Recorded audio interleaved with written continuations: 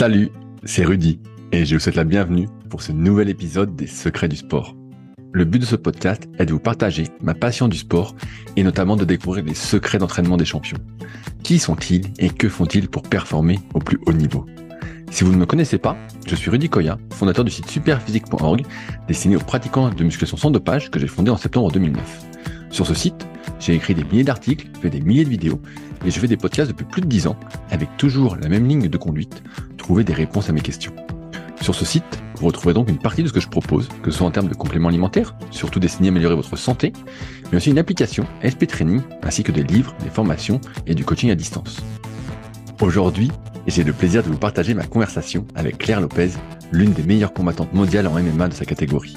On a discuté de son expatriation en Angleterre, de ses combats au Japon au Rising, de ses entraînements, mais aussi de son professionnalisme au jour le jour, à l'inverse de beaucoup de combattants du milieu. Vous allez donc comprendre ce que signifie être professionnel et se donner les moyens de ses ambitions. Bonne écoute. Salut Claire, t'as la forme ou quoi? Salut, ça va très très bien. Ça fait 2 semaines que je suis revenue de mon dernier combat, mais là j'ai commencé à reprendre le rythme normal de ma vie, donc ça va mieux. Comment ça se passe après un combat pour toi? Est-ce que tu arrêtes de t'entraîner un petit moment ou tu reprends direct? On va dire que ça dépend du combat, ça dépend un peu des séquelles entre guillemets, des blessures ou quoi. Généralement, je prends une semaine assez cool, on va dire. Mais là, pour ce coup-ci, c'était plus moralement que c'était dur, parce que physiquement, j'ai rien eu du tout, mais moralement, c'était dur. Donc, je suis quand même retournée à la salle 3 jours après le combat, en fait, histoire de voir du monde et tout, d'être un peu en relation avec les gens de l'entraînement et tout, et me remettre un peu moralement de l'issue du combat.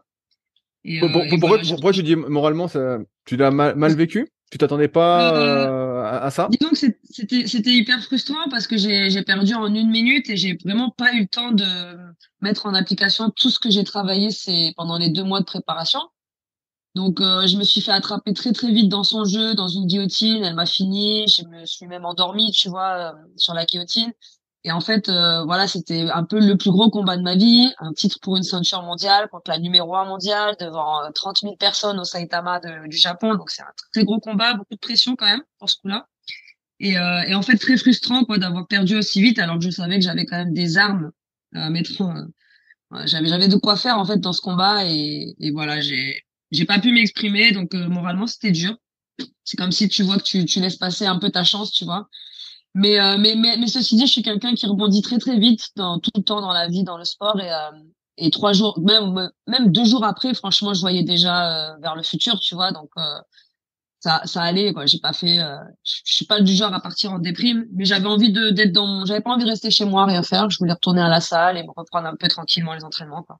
Est-ce que tu penses, bah là, avec le recul, que tu aurais pu justement éviter cette guillotine? J'aurais pu éviter de me mettre dans son jeu en fait si j'avais suivi à la lettre mon game plan qui était de la boxer en fait. Sauf que bon, c'est mon 13e combat professionnel et c'était un peu la première fois que je devais faire ce genre de game plan parce que habituellement je suis la lutteuse et la grappleuse du combat. Mais là, je rencontrais quelqu'un qui était vraiment, c'était son domaine, le grappling. Donc, le game plan était différent de mes 12 combats précédents. Et je pense que je suis un peu retournée dans des automatismes, dans des choses que j'aime faire à l'entraînement, mais que dans ce combat, j'aurais pas dû faire. Et je pense que l'erreur, elle venait un peu de là. C'était plus tactique au départ, l'erreur. Et après, il y a eu quelques erreurs techniques qui ont fait que, bah, en fait, tu sais, à ce niveau-là, si tu fais une petite erreur, tu payes très très cher, très très vite, parce que il y a pas d'espace, quoi. Elle va prendre cette erreur, elle va potentialiser dessus, et puis direct, une fois que c'est loqué, une fois que c'est verrouillé, bah c'est fini, quoi, tu vois. Donc, je pense que j'aurais pu éviter dès le départ, oui, de me mettre dans cette situation. Là, tu parlais du Japon, donc toi, tu es dans une organisation que peut-être beaucoup ne connaissent pas, avec la démocratisation du MMA, on connaît surtout l'UFC, qui est j'ai l'impression pour la plupart des gens. Toi, tu es au Rising, qui est la suite de ce que j'ai compris du Pride. Comment tu as atterri là-bas? Alors en fait, contractuellement, je suis signée chez Combaté Global, qui est une organisation latino-américaine à Miami. Et en fait, c'est devenu un petit peu dur pour eux de me trouver des adversaires, surtout dans la catégorie où je suis censée combattre en 49 kilos. Donc, comme ils voyaient qu'ils n'arrivaient pas à me trouver de combat et que moi, avec le manager, on commençait un peu à péter un câble, bah, ils ont trouvé cette copromotion avec le Rising. Je pense qu'ils sont en relation avec eux, ils s'échangent un peu des combattants. Et, euh, et ils m'ont proposé de faire un combat. C'était en fin avril, j'ai fait mon premier combat au Rising contre une superstar japonaise. Et ça s'est très bien passé parce que j'ai gagné par soumission. Et de là, en fait, le Rising m'a découvert et a beaucoup aimé mon style parce que eux, ce qu'ils aiment, comme tu dis, c'est la descendance du Pride. Ce qu'ils aiment, c'est l'esprit faire des combats, tu sais, excitants, quoi. Faire des combats où ça envoie, que tu perdes ou que tu gagnes. Si tu montres que tu veux finir le combat, ben c'est ça qui leur plaît. Donc de suite, ils m'ont reproposé de recombattre chez eux. Ils ont contacté le combatté pour s'arranger et le combatté était même ça les arrangeait en fait d'avoir de la visibilité au Japon. Donc voilà, là on est sur deux organisations en copromotion et moi ça me va très bien quoi. Comment t'as atterri au Combatté? Parce que, tu vois, moi, je me dis, bah, t'es française. Au début, t'étais donc en Guyane. Après, t'étais en France. On reviendra après sur pourquoi t'es en Angleterre actuellement. Mais comment ils te découvrent? Comment ça fonctionne pour entrer au Combatté? Comment ça s'est fait? Alors le combatté, ça s'est fait juste après, enfin ça s'est fait un an après mon combat au Bellator. Je venais d'arriver, ça faisait un an, je pense que j'étais en Angleterre, donc déjà j'ai eu quand même des meilleures opportunités, des meilleurs contacts au niveau des managements, etc. Mais en fait le combatté, c'est un manager français qui me demande si, tiens, est-ce qu'en août t'es dispo pour un tournoi à Miami? Il y a 8 filles, 3 combats dans une soirée. Et moi je lui dis de suite, ah oui carrément, je suis chaud et tout. 3 combats alors qu'on est en pleine période de Covid et que c'est difficile de trouver des combats, oui. Et je lui dis contacte mon manager, donc ils se sont mis d'accord. Et voilà, j'ai été placée sur ce tournoi. Donc c'était majoritairement des Mexicaines, des Américaines, voilà, des filles du Sud-Amérique, Amérique du Sud. Et voilà, j'étais un peu là en outsider, tu vois. On prend une Européenne pour que ça fasse international, mais ils croyaient pas du tout en moi, je pense au départ. Et mine de rien, j'ai été en finale. J'ai fait 3 combats dans la soirée. J'ai perdu en finale et j'ai quand même fait des très beaux combats. Et de là, le combatté s'est dit ah ouais, il y a quelque chose d'intéressant avec cette fille. Et ils m'ont fait signer un contrat suite à ce tournoi. Comment ça marche ce contrat? C'est un nombre de combats déterminé avec une paye fixe pour chaque combat? Alors un contrat, ça veut dire qu'ils vont te donner, ils vont te dire par mois, j'ai 5 combats sur 2 ans. Et sur le contrat, c'est écrit combien tu vas toucher pour le premier, le deuxième, troisième Mais combat, t'as etc. pas un fixe si jamais tu trouves pas de combat Non, en fait. Ah ouais, non, donc en fait non, non. c'est un contrat. Ouais, c'est pas comme quand tu signes avec une marque, on reviendra peut-être après sur les sponsors, mais où on te dit bah voilà, t'as tant d'argent voilà sur 2 ans et voilà tu dois là si tu veux Non. pas tes combats t'es roulé quoi. Ouais, en fait, c'est ça le MMA, c'est ça qui est dur chez nous, c'est que si tu combats pas, t'es pas payé. Et moi, j'ai eu beaucoup de mal à trouver des combats ces dernières années. J'ai fait un événement par an. Et en fait, un événement par an, même si t'es plutôt bien payé, à l'année, ça fait très très peu, quoi. Donc, ça a été mon plus gros problème. Voilà, après le tournoi, comme j'ai fait une grosse prestation, une performance, les autres filles, elles se sont dit, oula, c'est un combat difficile. Et j'ai eu beaucoup de refus, en fait, depuis. Donc c'est pour ça que moi ça m'arrange beaucoup d'être au Rising au Japon parce qu'au Japon il y a une autre mentalité où les gens ne refusent pas les combats. C'est des guerriers vraiment, tu vois, c'est l'esprit un autre esprit. Et tu disais Et du coup je suis au contente. Rising il y a 30 000 spectateurs, c'est monstrueux alors comme truc. Ouais, en fait ça s'est passé au Saitama Arena, c'est le plus gros, c'est là où ils faisaient le K1 Max, c'est là où ils faisaient le Pride, c'est une arène légendaire, tu vois, et il y a la place pour mettre 50 000 personnes, mais t'as plusieurs ouvertures en fait, c'est 35, 50 000 ou je sais plus 10 000, tu vois. Et là, c'était ouvert à 35 000 personnes, donc c'était impressionnant, quoi. Tu dois lever la tête super haut pour voir les gens qui sont tout en haut dans les gradins. Ouais, c'est assez fort en émotion quand t'es au milieu de ça. Mais est-ce que on peut considérer, parce que moi quand j'entends professionnel, je me dis tu vis du MMA, est-ce qu'on peut dire qu'avec le combatté et là tes combats au Rising, tu vis du MMA? Oui, je vis depuis les 2, 3 ans, 2 ans, on va dire. Je vis. Alors évidemment, comme je t'ai dit, quand je suis pas très active, ben faut que je fasse attention à mes dépenses, que je pense en premier à mon loyer, à mes allers-retours en France, à ma bouffe. Mais après, voilà, je fais pas tellement d'extra pour l'instant. Mais là, en étant plus active, j'ai déjà fait 2 combats là en 3 mois. Je vais en faire un bientôt, je pense. Voilà, ça va aller mieux. En fait, le truc, c'est plus comment dire j'ai pas le mot, mais quand tu combats souvent, quoi, tu vois. Voilà, ça te permet d'en vivre. Ok. Et là, par exemple, quand tu te déplaces au Japon, parce que c'est loin d'où tu es, le déplacement est pris en charge ou c'est à tes frais? Non, non, non, rien n'est à mes frais quand t'es pro, ils Ah, te payent ah, tout. c'est Donc, bon. Ah, quand même. que ce soit à Miami ou au Japon, ils te payent pour toi et ton coach le déplacement, l'hôtel, ils te donnent une enveloppe pour manger tous les jours. Et ensuite, t'as un salaire pour ton combat et un salaire pour en cas de victoire. Donc, ça double en cas de Ok, ah, victoire. ça double. Ok, donc c'est comme à l'UFC qui Ouais, double ouais, ouais, c'est ça. prime de victoire. Et est-ce qu'il y a le Fight of the Night aussi, comme on peut voir, si tu fais vraiment une perf de Euh, fou? Il n'y a pas de bonus au Rising, non, il n'y a pas de bonus. Mais il y a possibilité de faire vraiment beaucoup d'argent quand tu gagnes en popularité auprès des fans là-bas, que tu fais des beaux combats. Ça monte très très vite en fait. D'un combat à l'autre, ta prime peut doubler en une seule fois et ça c'est vraiment cool. Tu parlais de la catégorie des moins de 49 kilos. J'ai pas réussi à trouver. Combien tu mesures? 1,57 m. Ah, ok, ah ouais, donc t'es vraiment pas grande.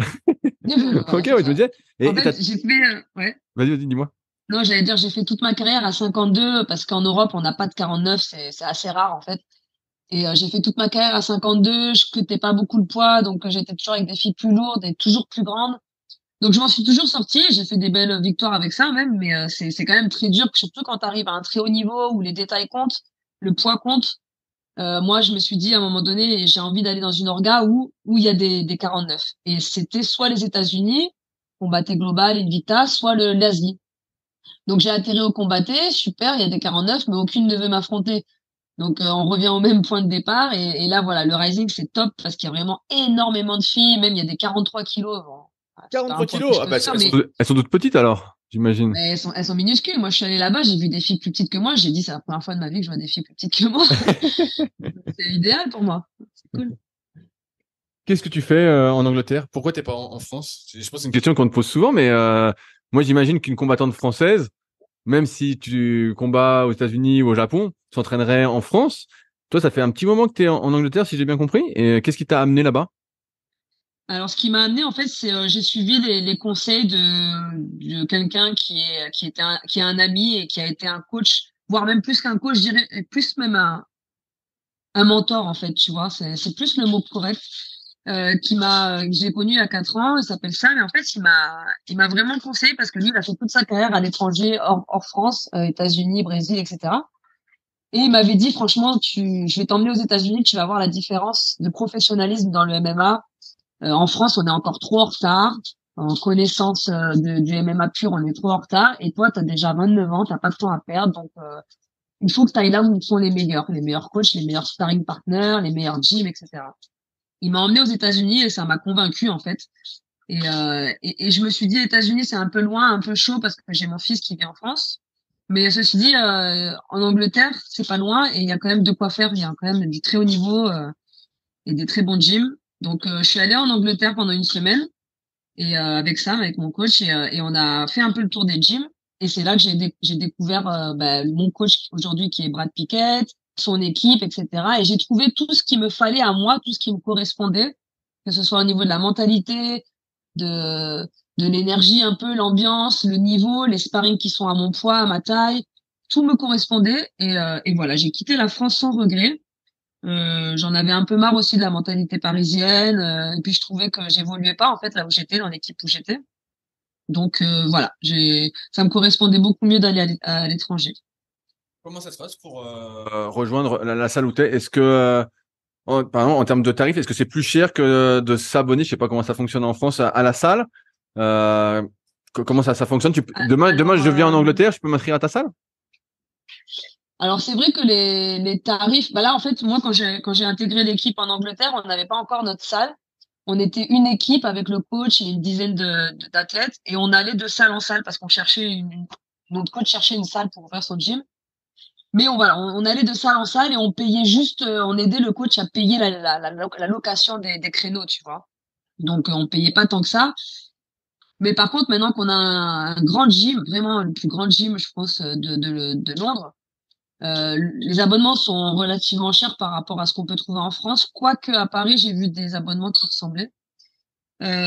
Donc je sais pas exactement les prix, mais moi, par exemple, en tant que pro, on va payer 80 pounds par mois, Ouais, c'est pas très cher. Ça me ce paraît qui pas très cher représente pour ce que tu dis comme qualité.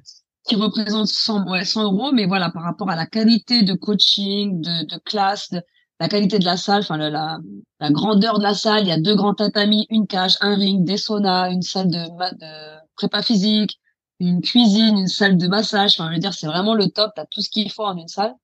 Je trouve que c'est normal, quoi. C'est correct de payer ce prix. Et euh, et voilà, ouais, c'est ça. Et est-ce qu'il y a un plus pour payer l'entraîneur ou c'est compris dans ces 80 pounds Un plus pour l'entraîneur? Ou est-ce que lui, en fait, juste tu payes la salle et voilà, il est payé comme ça?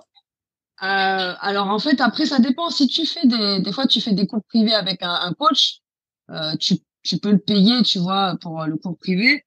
Ça dépend un peu qui tu es, la relation que tu as avec. Il y en a qui vont t'aider, il y en a qui vont jamais te faire payer les sessions privées que tu vas faire. Moi, je m'entraîne avec Brad des fois, il m'a jamais fait payer et il veut pas que je paye non plus, tu vois.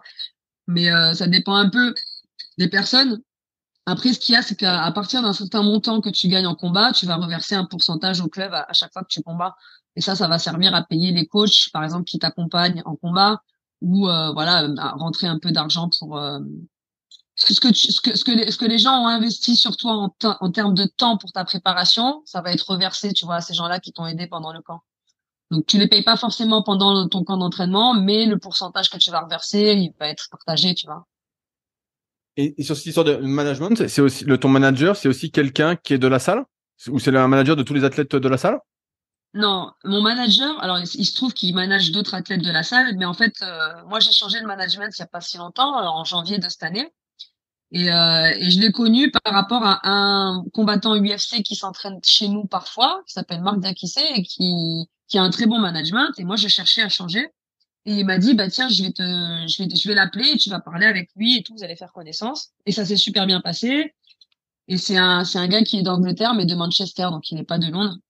Et de suite, voilà, on a bien accroché, on a commencé à bosser ensemble. De là, il s'est aussi rapproché de mon coach, donc il a commencé à manager d'autres personnes de l'équipe. Mais voilà, chacun a un peu son staff, tu vois, en fait, parce que t'es ta propre entreprise, en fait. On est tous un peu indépendants. Moi, j'ai mon propre staff, mes coachs, ma prépa physique à moi. Mon coach de prépa physique, c'est un Français, par exemple, tu vois, qui me suit à distance. Mon nutritionniste, c'est un Français qui me suit à distance. J'ai mon management à moi, donc voilà, on se forme un peu notre propre équipe à nous, tu vois. Ouais, j'ai posé la question du manager parce que j'imagine que il te faut un manager, bah, avec qui tu t'entends bien, mais qui a également un super réseau pour Mm. pouvoir te placer, quoi. Ta carrière dépend beaucoup du manager, non? Oui, carrément. C'est pour ça que j'ai changé, parce que moi, j'avais un manager avant qui avait un bon réseau, mais en fait, qui prenait pas tellement son travail au sérieux, ou alors peut-être pas avec tout le monde, tu vois. Avec moi, il prenait pas ça au sérieux. Il y a pas de problème quand il faut prendre ton pourcentage de combat, mais par contre, après, quand il faut combattre et tout, enfin, te trouver des sponsors, des organisations, c'est autre chose, tu vois. Et ça me convenait pas, donc c'est pour ça que j'ai changé. Et aujourd'hui, je suis avec quelqu'un qui, à la fois professionnellement, est hyper qualifié, hyper expérimenté. Il fait vraiment son travail à fond, tu vois. Et je peux lui demander n'importe quoi, il va toujours trouver une solution à mes problèmes, régler les choses à ma place et tout pour m'éviter tout stress en fait. Plus il va me trouver des sponsors, et puis plus aussi la relation que tu as avec lui, tu vois. Des fois, je vais pas dire comme quelqu'un de ta famille, mais ça peut être, tu peux le voir un peu comme un tonton ou tu vois, un mec qui va être là pour te soutenir aussi. C'est pas que le côté business et professionnel. Donc avec ce gars, j'ai trouvé vraiment un bon tout, tout se met en place super bien avec lui, tu vois, et ouais, voilà. Et pareil, pour lui, ça marche au pourcentage sur la Ouais, c'est rétribution? ça, ouais. Bah, Ok. chaque management a ses codes, on va dire, mais ouais, voilà, moi, je reverse un pourcentage. Après, quand tu gagnes des trop petits montants au départ, quand t'es, on va dire, en début de carrière, il te prend rien. Mais au-delà d'un certain montant, voilà, t'as un pourcentage à reverser. C'est comme ça que tu le payes, quoi. À l'instant, tu parlais un peu de professionnalisme, tu étais ta propre entreprise personnelle. J'ai vu bah, que tu avais sorti donc là récemment ton propre site internet, donc où il y avait 2 articles pour l'instant, mais j'imagine qu'il y en a pas mal en préparation. Sur les réseaux, tu es de plus en plus active. Est-ce que c'est des choses qui te servent aujourd'hui, au-delà de tes performances, justement, à te placer, à avoir des sponsors? Est-ce que c'est un passage un peu obligatoire? Alors, au niveau des réseaux sociaux, oui, c'est devenu très très important dans une carrière d'athlète. Les réseaux sociaux, le nombre de followers, ta communication, ça fait vraiment, c'est un des plus gros piliers, on va dire, hors entraînement, etc., combat, c'est quelque chose sur lequel on doit beaucoup travailler. Et moi, je t'avoue que je suis pas non plus hyper douée pour ça. Et je pourrais faire mieux, je pense, au niveau des réseaux sociaux. Tu vois, j'ai pas beaucoup de followers par rapport à ce que les autres combattants ont. Et je le vois après dans les recherches de sponsors et tout, ça joue énormément. C'est-à-dire que la première chose qu'ils vont regarder, c'est combien t'as de followers. Ils s'en foutent de ce que un peu de qui tu es, tu vois, de ce que tu fais en combat, est-ce que tu mérites ou pas. C'est pas au mérite, c'est vraiment à la visibilité que tu as sur tes réseaux, là, la communauté que tu as construit autour de toi. Et c'est normal. Eux, ils cherchent à être visibles avec leur marque. Tu dois leur montrer que t'as des gens qui te suivent derrière, tu vois. Et après, ce que tu parlais pour le site web, bon, en fait, j'en ai pas encore parlé, donc t'es le premier là à Ah. me parler publiquement. Mais moi, c'est plus parce qu'en fait, j'aime beaucoup écrire et c'est vrai que les réseaux, des fois, t'es un peu limité pour écrire des textes longs. Donc, je me suis mis une plateforme un peu spécialement dédiée à ça pour qu'on me connaisse un peu plus hors la combat, pas que la combattante, en fait, aussi la mère, la femme, etc.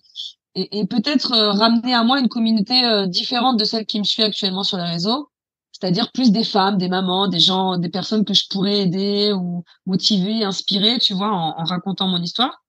Et voilà, c'est un peu ça le concept. Peut-être me créer une nouvelle communauté qui pourrait rejoindre un peu mon aventure, quoi, en fait. Ouais, mais moi j'ai regardé un peu ce que tu fais sur les réseaux. Moi je trouve ça assez propre, hein. Tes photos sont belles. C'est Franchement, ça fait propre, évidemment, pro. ouais. C'est bien. Je trouve que c'est bien pour C'est l'instant. propre, mais c'est très, comment dire, orienté fight, tu vois. Moi, tout ce que je poste, c'est des trucs d'entraînement ou de combat. Et c'est pas forcément ce qui marche le mieux sur les réseaux pour ceux qui sont pas de la communauté MMA, tu vois. Tous ceux qui me suivent sont des fans de sport ou quoi.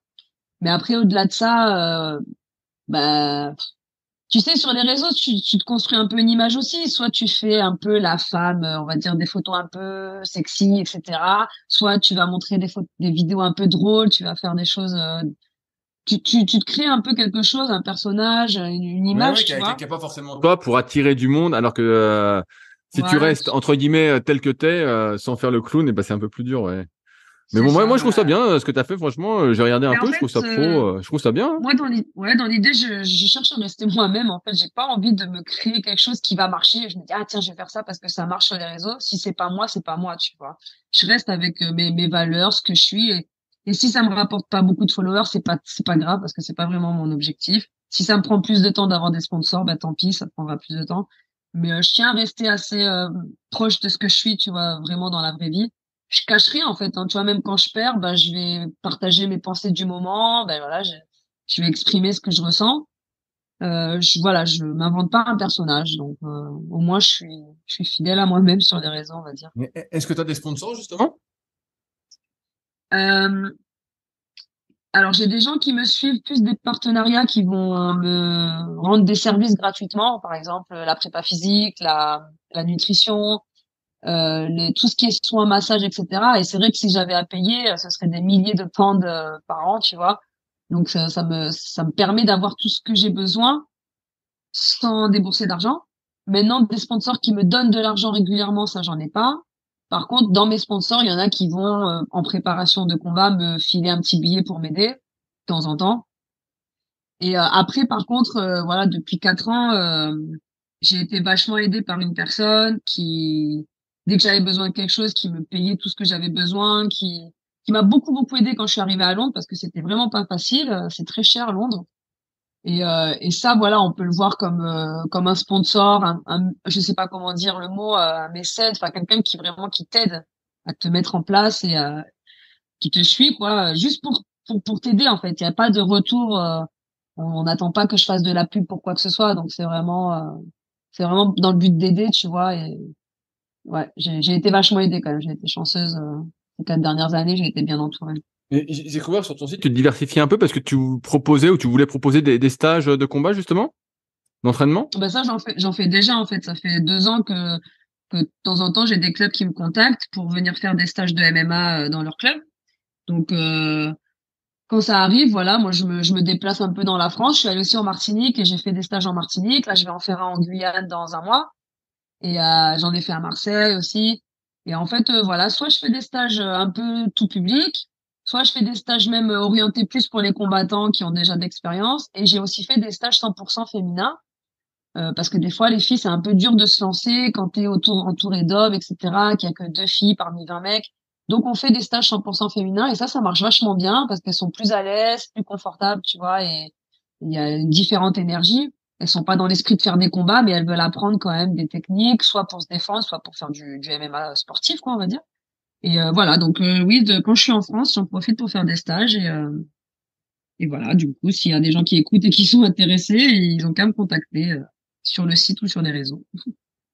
Alors, je voulais parler avec toi un peu plus d'entraînement parce que je me rends pas bien compte en quoi consiste l'entraînement d'une combattante professionnelle. Est-ce que tu t'entraînes tous les jours, 2 fois par jour, 3 fois par jour? Comment ça s'organise? Je m'entraîne. Alors bah là, ça dépend. On va dire bon, là, on va pas prendre en compte depuis le combat parce que je suis en récupération, mais en période de préparation ou juste avant même une préparation, je m'entraîne entre 2 et 3 fois par jour. 2 fois c'est le minimum, 3 fois ça dépend des jours en fait. Du lundi au samedi, en général, soit le samedi, soit le dimanche, c'est repos. Et puis je vais me prendre aussi une après-midi dans la semaine de repos pour aller faire mes massages, mes traitements, etc. Enfin mes soins, je veux dire. Donc j'ai calculé la dernière fois, je suis environ à 19 heures par semaine, il me semble, en comptant les footings, la prépa physique et les entraînements. Maintenant, comment ça se passe? Tous les matins, nous, comme on est une équipe professionnelle, tous les matins de 10 à 12, on a un entraînement pro, uniquement ouvert aux pros avec les coachs, euh, du lundi au vendredi. Donc un jour c'est lutte, un jour c'est sparring, un jour c'est grappling, lutte MMA, voilà, il y a toujours un thème. Ensuite, les après-midi, la salle elle est tout le temps ouverte, donc tu viens, tu fais ta prépa physique, tu fais tes sessions de pas d'ours, de boxe. Le soir, tu as encore des classes, mais là c'est ouvert à tous, tu peux les joindre, ou tu peux faire tes sessions de drill tout seul, tu vois. Voilà, tu manages un peu ton emploi du temps. Moi, je fais mon emploi du temps à ma façon. Et voilà, les seules choses qui sont obligatoires, c'est les matins à 10 heures, entraînement professionnel.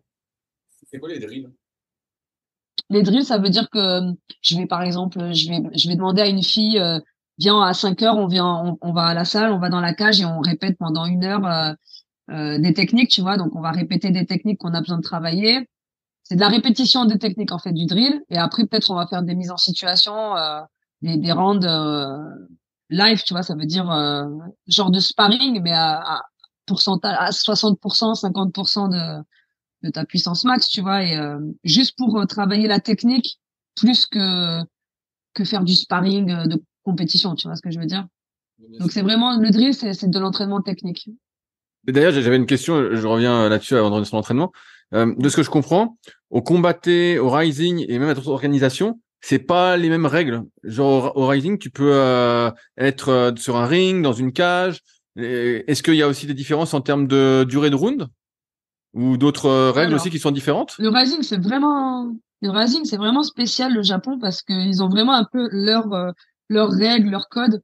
Le ring, c'est quelque chose qui est assez mythique chez eux. Ça vient de l'époque du Pride. Ils ont gardé cet esprit, mais ils se mettent quand même à la cage. Donc parfois, maintenant, tu peux avoir des combats en cage, mais la plupart du temps, c'est en ring. Ensuite, les rounds, c'est maximum 3 rounds parce que eux, leur scoring, il est différent. C'est-à-dire qu'ils vont pas noter round par round, ils vont noter le combat en général. Ils vont noter en fait 50% de ton score, ça va être sur les dégâts que tu vas faire. 20%, ça va être sur le contrôle. Tu vois, donc c'est un scoring vraiment différent. Et du coup, c'est 3 rounds maximum parce qu'ils estiment que 5 rounds, c'est trop compliqué à noter. Donc c'est des rounds de 5 Et minutes aussi? oui, 5 minutes. Et parfois, tu peux aussi avoir des combats spéciaux avec un combat spécial avec un round de 10 minutes plus un round de 5 minutes. Mais Et moi, pourquoi pourquoi il y a ça? Il y a une occasion particulière pour faire un round de 10 oui, minutes? je pense que c'est parce qu'eux, ils sont très dans le spectacle, le show, ils veulent se démarquer aussi. Et puis faire un round de 10 minutes, en fait, ça va inciter les gens, les athlètes, à aller au finish. C'est-à-dire que tenir un round de 10 minutes, c'est très long, c'est très fatigant. Donc, tu vas pas chercher à jouer stratégique, à marquer tes points, à sortir. Eux, ils veulent pas ça, tu vois. Ils veulent pas que ce soit des combats chill. Donc, en 10 minutes, tu dis, ah, faut que je finisse le combat rapidement, faut que j'aille au finish, et tu vas chercher à soit mettre un KO, un TKO, une soumission. Je pense que c'est plus dans cette idée, et puis c'est pour se démarquer aussi, tu vois, faire un spectacle différent, en fait. Et j'ai cru voir qu'il y avait des coups aussi qui étaient permis, mais peut-être pas ailleurs. Et je sais plus Ouais. lesquels. Il y a que Rising que tu peux, enfin non, que aussi au ONE FC, tu peux mettre des coups de pied au visage quand la personne est au sol. Tu peux mettre des coups de genoux au visage aussi quand il est au sol. Et tu peux mettre des coudes qui vont de haut en bas, qu'on appelle le 12 to 6. Donc tout ça, c'est pareil, c'est quelque chose, c'est des règles qui changent complètement le jeu en fait, tu vois. C'est-à-dire que quand tu es au sol, au lieu de te mettre dans une position de protection et attendre qu'il se passe quelque chose, ben en fait c'est plus réaliste. C'est-à-dire que c'est comme un combat dans la rue. Tu peux pas te reposer et attendre qu'il se passe quelque chose. T'es obligé tout le temps de te défendre, de te relever, parce que sinon si tu te prends un coup de pied, un coup de genou, c'est voilà, c'est la fin quoi. C'est compliqué. Donc c'est beaucoup plus réaliste, je trouve. Et moi j'aime bien ce style par rapport à mon style de combat à moi, ça me correspond bien ces règles. Donc ouais, c'est plus, il y a plus de dégâts, on va dire. C'est ce qu'ils aiment. Je reviens sur ton entraînement et la prépa physique. C'est quoi la prépa physique pour une combattante? Est-ce que c'est de la muscu classique et genre tu fais des perfs au développé couché, au squat, un truc tu vois un peu classique, ou c'est vraiment très orienté MMA, il n'y a pas vraiment de mouvement de muscu classique? Alors moi, je suis suivie par un coach qui est à Paris, qui me fait une préparation un peu spécifique par rapport à mon style, à ce que j'ai envie de faire dans mon combat, etc. Maintenant, oui, il y a de la muscu style, ce qu'on va retrouver le plus, c'est des soulevés de terre, des tractions avec du poids, des squats, parce que ça, c'est ce qu'on va retrouver comme mouvement en lutte, tu vois. On va avoir besoin d'exploser dans des amenés au sol. Ben, le soulevé de terre, c'est exactement ce qu'il faut. Après, il y aura aussi toujours du cardio intensif en fin de session. Tu vois, par exemple, au airbike, tu vas faire 12 secondes, 48 secondes de repos, ce genre de choses qui met un peu en condition par rapport à un combat. Maintenant, moi, je suis pas quelqu'un qui fait énormément de prépa physique parce qu'en fait, j'ai tellement des fois d'entraînement spécifique combat, lutte, etc., que je vais toujours donner la priorité aux entraînements combat que à la prépa physique. Et mon coach m'a rassuré sur ça. Il m'a dit, écoute, si des fois t'as pas le temps, t'es vraiment trop chargé, mets la priorité sur tes entraînements spécifiques plutôt que sur la prépa physique. Mais dans l'idéal, 2 séances par semaine de prépa physique, voilà, ça c'est l'idéal, tu vois. C'est ce que j'essaie de m'en tenir à ça. Et Tu, tu, parfois, j'en tu, fais qu'une par semaine. tu parlais de traction lestée, t'es si forte que ça? En traction lestée, je mets un poids de 8 kilos et j'en fais 6, je crois, Ok, avec un peu ouais, de donc motivation. ouais, donc c'est pas mal. Bah, les tractions, c'est quelque chose que je fais depuis que je suis petite en gym.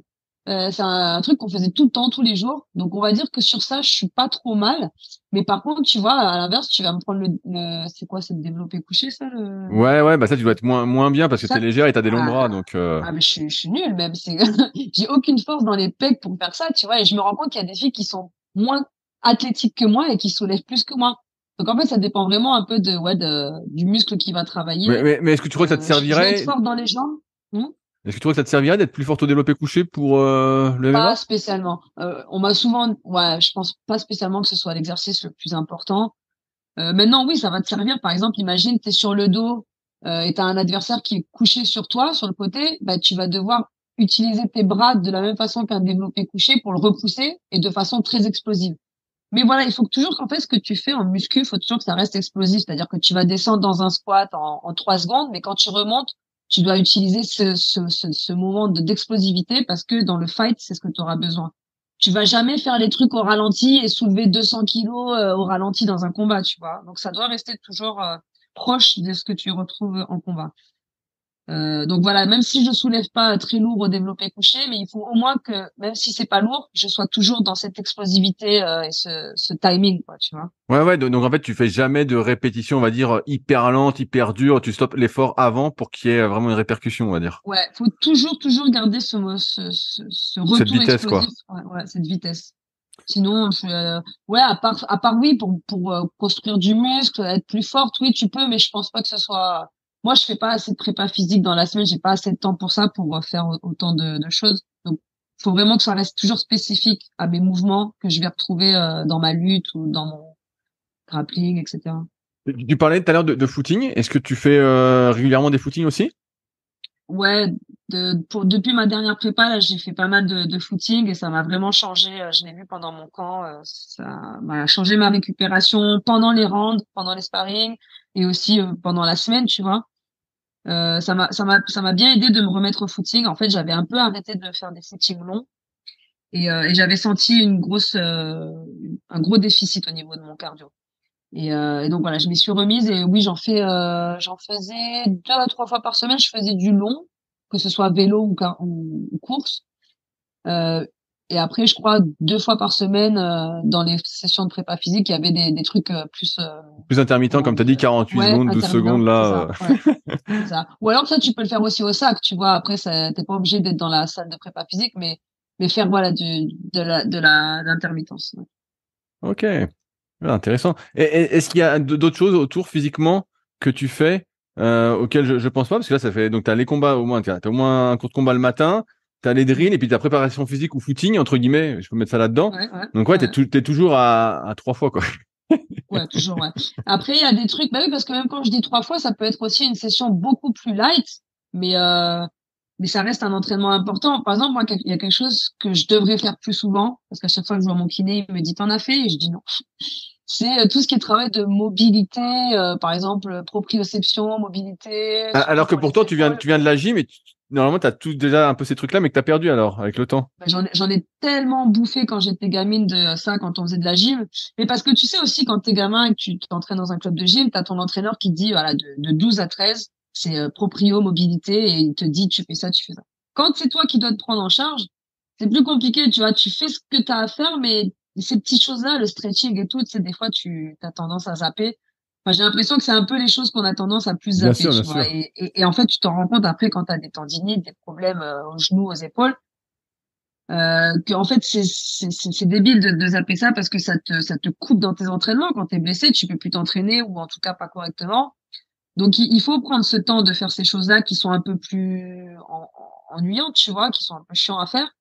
Mais si tu veux durer en fait si tu veux durer sur le temps, en termes en tant qu'athlète, t'es obligé de faire ces choses-là.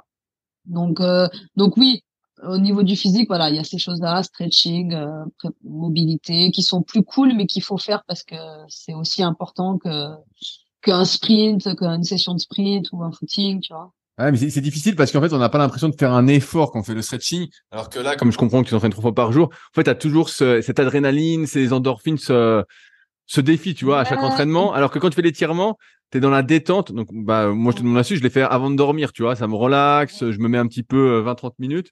Et voilà, mais c'est vrai que c'est c'est ça, hyper parce qu'en difficile d'être plus, régulier, quoi. c'est vrai qu'en plus, tu peux pas dire, ouais, j'ai pas le temps, parce qu'en vrai, quand tu rentres chez toi le soir, tu regardes un peu la télé ou quoi, ou que tu lis n'importe, t'as bien 30 minutes devant toi pour faire un peu d'étirement, tu vois, tu te mets par terre sur ton parquet, tu peux faire tes étirements. Mais je pense que parfois on se dit, ah, je laisse tomber, je ferai demain. Tu sais, si t'es pas Bien sûr. discipliné, en fait, dans tes trucs, ça reste toujours la même chose, c'est de la discipline. Mais le truc aussi, c'est que t'as tellement de choses à travailler quand tu fais du MMA. Bah ouais, à la fin, C'est-à-dire que, t'es rincé. J'ai envie de dire, tu fais 3 séances par jour, tu rentres chez toi quand même. Tu sais, tu mérites quand même de te reposer, ouais, quoi. c'est pas juste ta prépa physique et tes entraînements spécifiques, c'est que t'as à la fois ta lutte contre la cage, ton grappling, des fois tu vas faire du jiu-jitsu en kimono, des fois tu vas faire de la boxe thaï. En fait, t'as tellement de choses à faire, plus la prépa, plus la mobilité. Des fois, tu mets des priorités sur des choses et pas d'autres. Et voilà, c'est vrai qu'après, tu le ressens, au bout de quelques semaines. Mais voilà, il faut trouver le bon équilibre, il faut arriver à trouver du temps pour tout. Et c'est ça qui est pas facile, en fait, c'est gérer bien son temps. Tu disais justement qu'une fois par semaine, tu allais voir, je sais pas, kiné, ostéo, masseur. J'ai pas bien retenu. Et ça, c'est toutes les semaines, tu as une session ou une Ouais, en journée fait, là-dessus? une fois par semaine, je vais voir un quelqu'un qui me suit depuis 3 ans. Il fait du massage profond, on va dire, fascia release, enfin ouais, il agit sur les fascias, c'est ça? Ouais, je vois, je vois. Ouais. Donc, bah lui, en fait, c'est vraiment, j'ai trouvé le gars qui arrive à me libérer de mes tensions et de mes douleurs, en juste une séance, tu vois. Mais après, voilà, il faut être régulier. Et ça, c'est une fois par semaine, que je vais le voir lui. Maintenant, de temps en temps, je peux appeler une masseuse qui vient à la salle et elle me fait un massage, plus relaxant ou sportif, tu vois. Quelque chose qui va un peu me faire du bien, mais c'est pas pour traiter les blessures. Alors que lui, le mec qui me suit, c'est vraiment le traitement des blessures, des tendinites, etc. Et si t'as des déchirures ou quoi, voilà, il va vraiment agir sur les problèmes spécifiques. Mais après, quand je T'as suis déjà en eu France des grosses aussi, blessures, justement? ouais. Donc, bah, c'est ce que je disais quand je suis en France, à Béziers, j'ai un centre de kiné qui me suit depuis mon tournoi. Je me suis fait les ménisques, mais je me suis fait l'arrachement de la racine du ménisque, plus l'autre côté, ménisque. Ouais, pareil. Enfin, je sais pas. Des deux côtés du genou, en fait. Et ça m'a fait une opération assez lourde. J'ai eu 6 semaines sans poser le pied, donc j'ai perdu beaucoup de masse musculaire. J'ai une grosse rééducation. J'ai été suivie en France par des kinés. Et depuis, en fait, ils continuent à me suivre pour tout ce que je peux avoir comme tendinite, etc. Mais ça a été la plus grosse blessure que j'ai eue, je pense, dans le MMA. Ouais.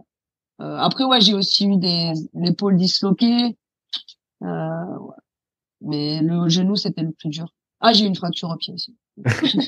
Ouais, si tu réfléchis un peu, en fait, t'as Ouais, presque tout eu, quand quoi. tu réfléchis, ça revient. Bah, déjà, c'est-à-dire que tu les sens plus, donc c'est déjà un bon signe. Ouais, c'est passé, C'est évidemment. déjà c'est déjà un bon signe. Je voulais parler un peu de diète aussi avec toi parce que dans les MMA, il y a tout ce débat, je sais pas si c'est encore d'actualité, sur le cutting justement, du fait que des fois on voit, bah moi j'ai des combattants, je suis un petit peu de loin donc avec le podcast Fréquence MMA que je recommande pour ceux qui veulent suivre un peu l'actualité, qui est vraiment super sympa à écouter. Et bref. Et donc il y a un peu le débat où des fois les gars ils perdent 10 kilos, vraiment, ils se foutent dans des saunas, dans des bains chauds, vraiment ils bouffent plus rien. On voit ils sont Ouais. vraiment affaiblis. On le voit d'ailleurs dans le dernier documentaire qu'ils ont fait sur Netflix sur Connor, où on le voit putain pour qu'il perde, il se met même dans une chambre, il a un truc où il y a que la tête qui dépasse là, je sais pas comment on peut appeler ça. Les serviettes, toi, tu te mets autour des serviettes. Ouais, franchement bon c'est assez drôle. Je sais pas si c'est le mot, C'est pas mais drôle, non. mais toi, justement, t'es passé un peu par ces phases de cutting et aujourd'hui, t'as plus besoin de cutter de ce que j'ai compris. T'as plus besoin de Non, perdre du poids rapidement. c'est pas vraiment ça, c'est Comment ça s'était venu, cette envie de plus avoir envie de cutter et de passer sur une alimentation, on va dire, de ne pas te relâcher comme font beaucoup, durant la saison? Alors, en fait, le truc, c'est que moi, au départ, mon poids de forme, mon poids normal, c'était 57, voire 58, tu vois. Ah J'arrivais ouais! pas à Ah, descendre. t'étais Ouais, bien ouais. lourde. Et je combattais à 52, mais voilà, j'arrivais à descendre un peu avec une restriction de calories, et puis je cutais un petit peu au sauna, mais c'était pas ouf non plus. Je cutais 1,5 kg, tu vois. Après, j'ai rencontré Julius, donc Purple Belt Kitchen, et avec lui, on a tout repris mes habitudes alimentaires. Ça a été complètement un rééquilibrage alimentaire parce que j'avais tendance à toujours être un peu gonflée, à pas me sentir bien, à pas manger les bonnes choses, etc. Et avec lui, on a tout repris. Et c'est vrai que mon poids de forme, il est descendu à 54 kilos normal. C'est-à-dire qu'à 54, je suis au meilleur de ma forme. Et de là, combattre à 52 en étant à un poids de forme à 54, c'est très très facile. La semaine du combat, tu restreins les calories et j'ai même pas besoin de faire de bain, de sauna, quoi que ce soit. Je suis au poids sans me déshydrater. Maintenant, ma vraie catégorie, c'est 49. C'est la catégorie dans laquelle je dois combattre. Et ben, on s'était dit, bon, 49, ça va être dur, Claire, ça va pas être le même travail, il va falloir cutter pas mal. Tu vas sûrement avoir à perdre 2 ou 3 kilos au sauna. Et en fait, on s'est rendu compte que la diète a été tellement bien. Et puis, comme tu dis, c'est un travail qui se fait toute l'année. Euh, Moi, c'est vrai qu'il y en a, ils vont se relâcher pendant 2, 3 mois après un combat et puis repartir sur une diète hyper stricte pour perdre 10, 15 kilos. Moi, je préfère être régulière à l'année et ne pas trop souffrir, en fait, du cutting. Donc, je suis restée régulière ces 3 dernières années, quand même, sur mon poids, très strict sur ma diète en préparation de combat. Et il se trouve que là, pour mon dernier combat à 49, bah, j'ai eu qu'à cutter que 600 grammes au sauna, enfin au bain. Ah ouais, putain, Et bah, c'est t'étais très nickel très alors. peu. Ouais. Donc tu vois, finalement, même en combattant à 3 kilos de moins, et ben j'ai eu qu'à perdre 600 grammes juste parce que j'avais une très très bonne diète, c'était très carré. Toutes les semaines, s'il me disait là, tu descends à 1500 calories, 1400, tant de grammes de glucides, machin, tout était enregistré sur une application. C'était carré et puis ça descendait petit à petit jusqu'au jour du combat. Et du coup, c'est vrai que ça m'empêche de souffrir de la déshydratation intensive, tu vois, Ouais, ouais, d'avoir avoir une voilà. perte de force, une perte de jus. Ouais, Parce que t'as ouais, beaucoup c'est à ça. perdre. Et qu'est-ce que t'avais comme mauvaise habitude alors qu'il te faisait gonfler, qui faisait que t'étais à 57 kilos Euh, Bah, après, tu sais, moi, je suis française, je mange du pain. Je pense que c'était le gluten je mangeais beaucoup de pain, des pâtes.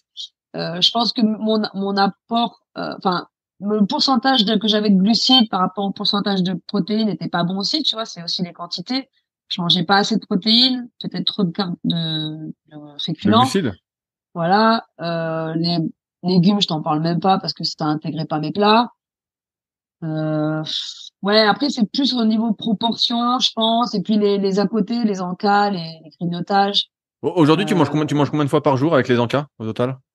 Moi, je mange que 3 fois par jour. J'arrive pas à faire Et 4-5 repas tu fais pas d'encas alors? voilà. Entre les repas, tu fais pas des petits trucs? Non, je pourrais en fait parce que des fois ils me disent fais-toi un shaker de protéines et tout, mais j'ai du mal.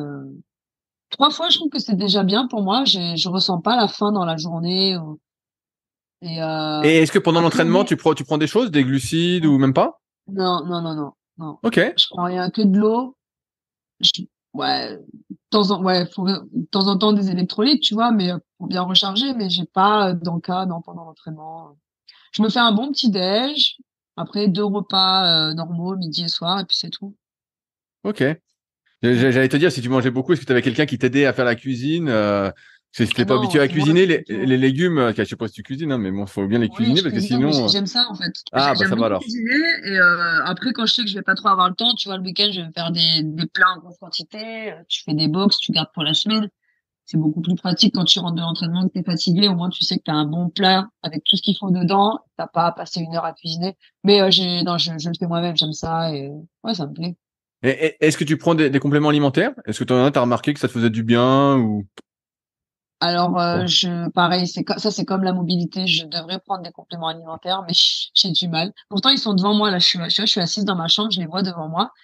Et la boîte, elle a pas bougé depuis des mois. Et ça, c'est pareil, c'est un manque de discipline. Et oui, évidemment qu'il faut en prendre. J'en parlais avec une copine là, il y a à peine 2 jours, c'est que on n'a pas suffisamment dans notre alimentation pour recharger par rapport au rythme d'entraînement qu'on a, la transpiration, tout ce qu'on évacue, tout ce qu'on brûle comme calories par jour, etc. On a besoin de prendre des compléments parce que notre corps, il fait des choses qu'il n'est pas censé faire dans une vie normale, tu vois. Donc moi, des fois, je fais des prises de sang et je me rends compte que je suis un peu en déficit de vitamine temps, vitamine C, je sais pas quoi. Et je sais que je devrais prendre mes compléments sérieusement, mais c'est vrai que c'est quelque chose que j'ai encore un peu du mal à faire. Mais voilà, quand je suis en carence, on va dire, je fais des cures. Quand quand c'est la fin des haricots, quoi. Ça, c'est ça, ouais. Quand c'est trop tard. Ah, mais c'est intéressant parce que Après, je suis très vas-y. sérieuse dans mes compléments, dans un post pesée, par exemple. Tu vois, après la pesée, voilà, faut que je sois sérieuse dans ma recharge. S'il me dit de mettre tant de carbs, d'électrolytes, de machin, de sucre, voilà, je vais tout faire carré parce que je veux pas me sentir fatiguée le jour du combat. Mais après, au quotidien, en fait, avaler 20 pilules, je le faisais pendant un moment, mais après, j'ai perdu l'habitude et voilà, c'est un truc qu'il faut juste, ouais, faut avoir l'habitude, en fait, de le faire tous les jours et s'y tenir, quoi. Et est-ce que tu pratiques, entre guillemets, les camps d'entraînement? Tu sais, bah, comme la plupart des fighters, j'ai l'impression, se relâchent hors saison. Après, ils ont un camp spécifique pour se préparer à un combat. Est-ce que toi, de ce que je comprends, tu entraînes tout le temps?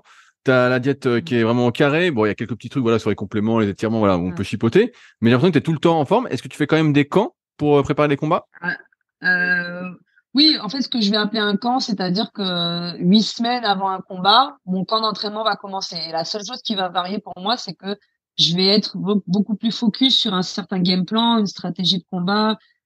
Si sur ce combat, je sais que je vais vouloir défendre vachement les amener au sol, ben voilà, pendant les 8 semaines qui vont venir, ça va être focus sur sur la tactique, en fait, on va dire. C'est ce qui va changer de mes entraînements habituels, parce que sinon, comme tu dis, toute l'année, je m'entraîne un peu de la même façon plus ou moins, peut-être un peu moins intensif. Parfois, si j'ai besoin de repos, je vais le prendre plus facilement hors combat. Quoique même en période de combat, je vais pas hésiter à me prendre du repos si j'en ai besoin, tu vois. Mais c'est vrai que ça change pas trop mon rythme, que je sois en camp ou que je sois pas en camp. Je m'entraîne toute l'année, j'essaie d'être régulière le plus possible parce que je sais que c'est ça qui va à long terme te faire progresser. J'aime pas être dans ce délire de pendant 2 3 mois je suis relax, je suis cool, je pars un peu à droite à gauche et après je me focus à fond. Voilà, de la même façon que la diète, j'essaie d'être régulière tout le temps, toute l'année. Donc mon rythme il change pas, je perturbe pas mon cycle non plus, tu vois. Ça évite de passer d'un truc à l'autre et de te fatiguer en fait. Je vais te poser une question qui fâche peut-être. Est-ce que 34 ans en tant que combattante, c'est vieux? 34 ans, c'est pas jeune, mais c'est pas vieux. Euh, Après, chez les filles, je pense que le pic chez une femme, c'est plus tard que chez les hommes. Tu vois, on voit plus de femmes plus âgées au plus haut niveau que d'hommes, hein. Après, ça dépend de tout, en fait. Ça dépend de ton lifestyle, ta condition, comment tu prends soin de ton corps, tes blessures. Je pense que le plus dur quand t'as 34 ans, ça va être la récupération des blessures. Euh, Bah voilà, tu vois, c'est comme si moi demain, si je vais en boîte, je mets une semaine à me remettre et encore. Alors qu'à 20 ans, en 2 jours, c'est bon, même le lendemain, je suis prête, tu vois, à repartir. Donc en fait, c'est vraiment la récupération. Et quand tu te blesses ou quand tu as des tendinites et tout, il faut de suite s'en occuper et pas laisser du temps parce que ça va une fois que ça s'installe en fait c'est très dur c'est beaucoup plus dur que quand t'es plus jeune, quand t'as 20 ans. Donc ça et puis même le poids, tu vois, si tu commences à te laisser trop aller, que tu prends trop de poids, ben après c'est une galère de redescendre parce que ton corps il est plus c'est plus le même. Mais moi, je vais te dire la vérité, aujourd'hui à 34 ans, je me sens à mon pic. Et peut-être que je vais continuer à monter, j'en sais rien, mais en tout cas, j'ai jamais été autant en forme, aussi bien en aussi bonne shape, tu vois, me sentir aussi bien, l'énergie et tout. La descente du poids quand j'ai un combat, elle est encore plus facile qu'avant. Donc non, je me sens pas trop vieille, je me sens au top de ma forme. Autre question, un peu d'introversion. Pas d'introversion, j'ai plus le mot exact. Qu'est-ce qui te manque aujourd'hui, tu penses, Mm. pour être numéro un mondial? Sachant qu'a priori, tu viens de la combattre. Donc, Ouais. parce que, Euh, qu'est-ce qui te manque? Parce que en striking, de ce que je comprends, bah, normalement, t'es au-dessus. Donc ouais. là, t'as fait une erreur qui t'a coûté le combat. Alors, je pense que ce qui m'a manqué là, en fait, c'est là où j'ai un peu merdé, c'est j'ai peut-être mal. Tu vois, moi généralement quand je vais en combat, je suis hyper relax, je prends ça comme un sparring. J'y vais, j'ai le sourire, j'ai aucune pression, j'ai aucun stress, j'ai vraiment pas de stress. J'arrive avec le sourire et voilà. Là, ce combat, j'ai jamais été de cette façon et même plusieurs personnes m'ont fait la remarque, ils m'ont dit, Tain, ton regard, t'avais l'air différente. Et c'est vrai que je me suis, pour la première fois, mis beaucoup de pression parce que je me suis imaginé ce que ça allait changer pour moi d'avoir à la fois la ceinture, ce salaire, ceci, ce qui viendrait après. J'ai trop pensé à l'après, à ce que je pourrais avoir en ayant ce combat, en gagnant ce combat. Au lieu de y aller, tu vois, en vivant juste le moment présent comme je fais à chaque fois. Donc, il y a aussi la pression, voilà, ça fait partie d'un tout, mais il y a la pression d'un si grand public. Moi, c'est la première fois que je combats devant 35 000 personnes dans un si grand show, tu vois, et je pense qu'il fallait que je gère ça et que maintenant que je connais ça, c'est la prochaine fois que je le vivrai, ben, je le vivrai beaucoup beaucoup mieux et surtout je reprendrai mes habitudes de juste kiffer le moment présent, de pas essayer de me mettre dans un mode ouais, je suis en mode fight, en mode vas-y, il faut que je me mette en mode agressif et tout. Non, faut que j'y aille comme j'y suis toujours allée, tu vois, avec le sourire, relax et ce qui sortira en combat, c'est ce que j'ai travaillé toutes ces dernières années. Il n'y a pas besoin de réfléchir en fait. Donc là, c'était peut-être précipitation, voilà, manque de lucidité aussi à un moment donné Parce que dans moi, mon game j'ai plan, tu l'impression que vois. tu prends souvent aussi tes combats un peu en short notice. Tu vois, là, c'est arrivé super vite après le premier combat. Est-ce que pour toi, c'est Mm. short notice? Tu le prends vraiment très Non, c'est rapidement? pas. Non? Non, c'est pas short notice. Short notice pour moi, c'est vraiment 2 semaines avant le combat que t'acceptes un combat. Au-delà de 2 semaines, c'est plus un short notice pour moi. Et là, on m'a parlé de ce combat 2 mois et demi avant, ouais, 9 semaines avant. Donc non, il n'y a pas de short notice. J'ai eu le temps de me préparer. Et puis j'ai vraiment eu la meilleure préparation de ma vie. Je vais pas mentir. Les 2 mois d'entraînement, ils ont été au top.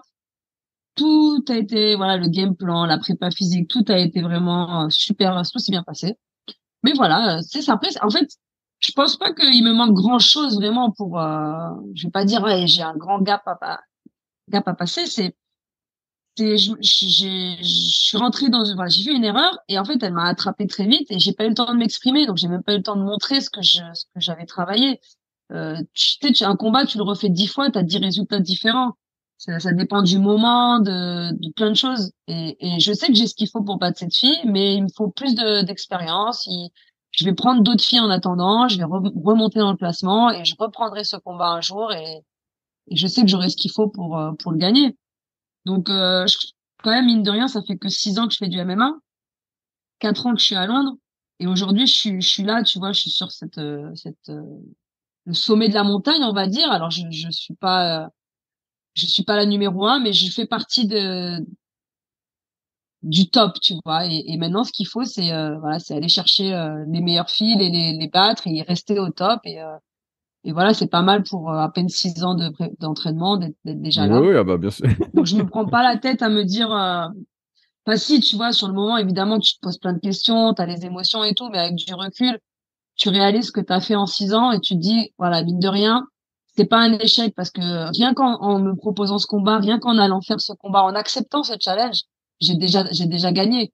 C'est-à-dire que je suis déjà là où je rêvais d'être, où je n'osais même pas imaginer, je n'osais même pas rêver d'être là il y a 6 ans en arrière. Donc voilà, maintenant que tu es au top, faut adapter beaucoup de choses, faut adapter ta prépa mentale, faut adapter certaines choses de ton entraînement, des détails, tu vois. Maintenant, faut plus jouer sur les détails, tu peux plus te permettre aucune erreur. Donc voilà, c'est juste du réajustement, hein, c'est de l'adaptation et voilà, j'ai ce qu'il faut pour aller la chercher. Est-ce que tu fais un peu de préparation mentale? Je sais que c'est assez populaire en ce Ouais. moment. Est-ce que tu fais un peu? Ouais, bien sûr, bien sûr, j'en fais depuis 4 ans. Ok, ah ouais. Euh, Ah ouais, donc c'est et vraiment ça et installé ça pour toi m'a alors. Ouais, ça m'a vachement aidé, ça. Et puis même moi, je m'y intéresse personnellement parce que j'ai envie aussi peut-être d'en faire plus tard, mais tu sais, en tant que préparateur mental. Donc c'est quelque chose que je lis beaucoup dessus, je m'y intéresse, je discute beaucoup avec des gens qui sont dans ce domaine, et ça m'a beaucoup aidé. Maintenant, comme je disais il y a pas si longtemps à quelqu'un, je pense qu'à chaque fois que tu évolues, si tu voilà, d'aujourd'hui, je suis sur un niveau différent, on va dire, j'étais au niveau 3, maintenant je suis au niveau 4. Ben, il faut aussi que j'ajuste tout ce qu'il y a autour. Ma prépa mentale, elle doit s'ajuster à mon niveau actuel sur lequel j'évolue, tout comme ma prépa physique, tout comme mes entraînements. Et je pense que ma prépa mentale, et maintenant, voilà, il faut que je passe un cap, que j'aille travailler sur d'autres choses, peut-être plus profondes, plus, voilà, peut-être que je change un peu. Et c'est tout, c'est comme je te dis, c'est du réajustement. T'évolues, donc tu dois faire évoluer tout ce qu'il y a autour, tout ce qui gravite autour. Et voilà, c'est la prochaine étape, c'est ça, c'est de mettre tout à l'équilibre par rapport au niveau sur lequel je tourne aujourd'hui, le circuit international sur lequel je me suis installée, quoi. J'ai une question à la con. Le Japon, moi, ça me paraît très très loin. Est-ce que si tu deviens championne du Rising, ça change complètement ta vie? Ouais, je pense parce que déjà, ben, si je suis championne du Rising, ça veut dire que là-bas, je vais gagner vraiment une grosse popularité au sein Tu deviens une star vraiment là-bas si tu Ouais, gagnes? ouais. Ah oui, oui, oui, oui, ça c'est clair. Mais tu sais, le public, il est complètement différent là-bas et tu peux très très vite te faire une popularité. Déjà après mon combat, ma victoire contre la petite star locale, ça a déjà augmenté, tu vois. J'ai vu la différence. Et là, si tu gagnes une ceinture, que tu bats leur championne, évidemment que tu deviens quelqu'un et ils ont que du respect pour toi. Donc, à partir du moment où tu as ça, évidemment, tes salaires, tes primes changent. Beaucoup de choses changent, tu vois, peut-être des sponsors, j'en sais rien. Mais c'est clair que ça, oui, ça fait passer un stade différent dans ta vie. C'est quoi la suite pour toi? Est-ce que c'est secret pour l'instant, ce troisième combat au Rising qui doit arriver? Bah, si pour l'instant rien n'a été Ah, il n'est pas booké, signé. rien n'a été Ok. officialisé, mais en fait, ce qu'il y a, c'est qu'après le combat, j'ai été voir le matchmaker, on a discuté, et il m'a parlé de certaines choses. Donc je sais qu'il y aura une suite, mais on attend parce qu'il y a du travail de management à faire, du travail avec Combat et Global au niveau des contrats. Il y a beaucoup de choses à voir avant qu'un combat soit booké. Et moi, je laisse les gens faire. En fait, j'ai un management en qui j'ai totalement confiance, donc je laisse faire son travail. Et voilà. Et quand ce sera le moment, il m'enverra un message, il me dira il y a ça, et je lui dirai oui. De toute façon, moi, tu sais, j'ai accepté de combattre la numéro 1, j'ai accepté de combattre Rena, le combat d'avant. Ça veut dire que je refuse pas de combat. Donc, tu me proposes quelque chose, je vais le prendre. Maintenant, tu vois, j'ai combattu les meilleurs, je vois pas de ma caté, je vois pas ce que je pourrais refuser. Donc, j'attends juste voilà, la suite, la prochaine date. Et voilà. C'est Mon parti. boulot, c'est juste d'être prête. Voilà, c'est pas de faire ce travail de management. Donc, dès que ça arrive, ça arrive. Et voilà. J'arrive au bout de mes questions, Claire. Est-ce qu'il y a des sujets qu'on n'a pas Ouais. abordés que tu souhaitais aborder? Euh, Bah, je sais pas. Après, pas spécialement, non, je crois pas. Bon, bah cool alors. J'essaie Ouais, de je ne pense qu'on pas a te parlé faire de beaucoup de répéter ce que choses, tu avais dit mais ailleurs. Étant donné que tu étais passé bah, justement dans un live Fréquence MMA, tu étais passé sur RMC et tu m'as donné un autre podcast, je sais plus le nom, qui était aussi ouais, intéressant. ouais, j'ai oublié c'était lequel. Ouais, mais après, c'est vrai que tu vois, quand je fais des podcasts, etc., tu me poses une question, je vais un peu essayer de faire la réponse le plus élaborée possible, et j'ai pas de problème à parler de pas mal de choses de ma vie. Donc j'ai un peu parlé de tout dans tous les podcasts. Il y a pas vraiment de sujets sur lesquels, tu vois, j'ai pas envie d'aborder. Donc ouais, je pense qu'on a fait un peu le tour. Où est-ce qu'on peut te suivre? Alors ton site, c'est à quelle adresse? Alors déjà sur Instagram, on va dire c'est le réseau principal. C'est Claire-Lopez-MMA. C'est là où je suis le plus active. C'est là où je vais parler un peu de mon site web quand je serai prête à le partager. Ah, Mais c'est secret pour sinon, l'instant. ouais. Non, c'est pas que c'est secret, c'est que c'est encore en construction, mais avant de le partager, je veux, voilà, affiner un peu. Donc, je le partagerai quand il faudra. Mais, oui, voilà, Twitter, c'est pareil, c'est Claire Lopez MMA. Et puis, mon Instagram, c'est là où je poste le plus. Où tu mets, comme je te disais, des belles photos. On voit que pour moi, c'est très pro, c'est Ouais, bien. ben, les belles photos, c'est parce qu'on aussi, on a un photographe à la salle. Tous les jours, il est là, il nous shoot, il nous Ah, envoie des belles super. photos. On a C'est cool, vraiment de la ça. chance d'avoir ça. Ça nous permet de mettre des choses sur les réseaux. Et c'est des belles photos de qualité, donc c'est cool, ouais. Et bah, super. Et bah, Claire, merci de ton temps. C'était un Je t'en plaisir et prie. j'en sais un peu plus maintenant sur les coulisses du Ouais, MMA féminin. Et puis, et toujours, moi, je t'avais ouais. contacté parce que justement, j'avais bien compris, Julius m'avait bien raconté, donc mon pote Julius, Purple Bell Kitchen, m'avait bien raconté ton sérieux, justement, le fait que tu Ouais. étais toute l'année sérieuse et tout. Et ce qui change, j'ai l'impression, de ce que je peux entendre dans les podcasts, où les gens se relâchent, des fois prennent 10, 15, 20 kilos, ou Mm. sont pas vraiment très Ouais, après, sérieux. ça c'est un truc qu'on n'a pas trop abordé, mais la raison pour laquelle je suis autant disciplinée, bon, il y en a deux, c'est que déjà j'ai été éduquée comme ça par rapport à la gym, c'est très très discipliné, tu vois. Mais aussi, moi aujourd'hui, il faut savoir que je vis en Angleterre, quand mon fils il vit en France depuis, ça fait 5 ans que je fais des allers-retours pour aller le voir, mais que j'arrive pas à vivre avec lui parce que je voyage à droite, à gauche, que je me mets dans des galères à vivre dans des petites chambres et tout à louer. Enfin, tu vois, je suis pas encore vraiment bien posée chez moi, on va dire. Quoique là, ça commence à s'arranger. Mais quand tu sacrifies autant de choses et des choses aussi qui te sont aussi chères, tu vois, dans ta vie, comme ta famille, ton fils, tu peux pas te permettre de faire les choses à moitié ou de déconner et de te dire, ah, tu sais quoi, je m'en fous, vas-y, pendant un mois, je vais rien foutre, je vais prendre du poids. Parce que après, quand l'échéance, elle arrive, si t'es pas prêt, bah, tu peux t'en prendre qu'à toi-même. Et moi, j'ai sacrifié trop de choses dans ma vie, on va dire, pour me permettre d'échouer comme ça sur un manque de discipline. Donc, c'est ce qui fait que tous les jours, je me force à être droite, à suivre ce qu'il faut faire. Voilà, t'es un athlète professionnel, c'est-à-dire que c'est ton métier. C'est toute l'année que c'est ton métier. Tu vois, même quand tu dors, tu dois dormir assez pour être prêt le lendemain. Et je pense que c'est ça ma plus grosse motivation dans la discipline, c'est de me dire, je peux pas me permettre de ne pas aller à l'entraînement, de manger des cookies tous les jours. Enfin, tu vois. Sinon, oui, hein, si je m'écoutais, je suis comme tout le monde. Hein, j'ai envie de bouffer tous les jours des choses grasses qui font grossir, mais mais voilà, tu peux pas non seulement pour ta santé, mais en plus pour ton métier quand t'es athlète. Voilà, il y a beaucoup de choses en plus de l'entraînement qui rentrent en compte et faut être carré, quoi. Bah, c'est une super phrase de fin. Voilà, on va finir sur ça. Yes. Super. Et bah, merci encore à toi pour ton temps et on va suivre tes aventures. En tout cas, moi, je suis donc j'ai hâte Ouais, de voir bah, la merci. suite. Ça marche. Salut à tous. Allez, salut. Si vous êtes encore là, c'est sans doute que l'épisode vous a plu. Dans ce cas, je vous remercie d'avance de m'aider à faire grandir ce podcast en me suggérant des invités, voire en me mettant en relation, mais aussi en le partageant sur les réseaux sociaux et en laissant des notes et commentaires sur les applications de podcast, notamment sur Apple Podcasts et sur Spotify. Merci encore et on se retrouve bientôt pour un nouvel épisode. Sur ce, bon entraînement.